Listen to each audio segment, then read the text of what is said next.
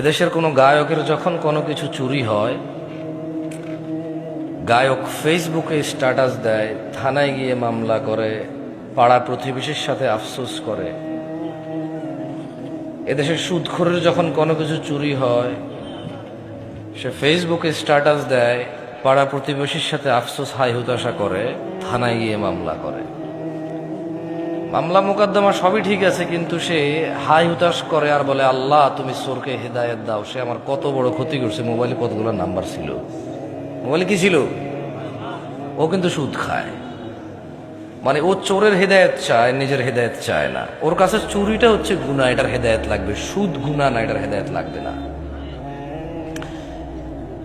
এই হিসেবে সিগারেটখোর মনে করে গাঁজাখোরের চাইতে ভালো, গাঁজাখোর মনে করে মদখোরের চাইতে ভালো, মদখোর মনে করে হিরোইন চাইতে ভালো, হিরোইনখোর মনে করে টিকটিকির লেজ খাওয়ার চাইতে ভালো। আমার মতো জামশেদ মজুমদার হুজুর মনে করে দাড়ি টুপি রাখা সব চাইতে ভালো কাজ, কিন্তু মানুষের সাথে দুর্ব্যবহার করা খারাপ কাজ না।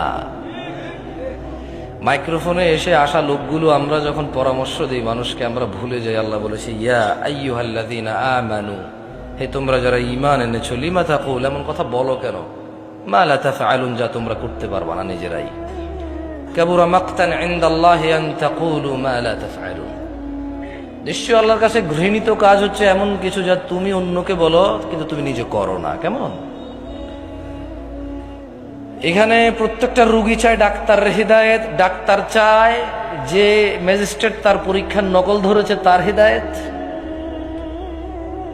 হুজুর চায় মাহফিল কমিটির হিদায়েত কারণ টাকা কম দিছে, মাহফিল কমিটি চায় হুজুরের হিদায়েত, টাকা কন্ট্রাক্ট করা ছাড়া আসতে চাচ্ছে না। কেউ নিজের হিদায়েত চায় না, প্রত্যেক ব্যক্তি অন্যের হিদায়েত নিয়ে এখানে ব্যস্ত। লা হাওলা ওয়ালা কুওয়াতা ইল্লা বিল্লাহিল আলিয়্যিল আযীম।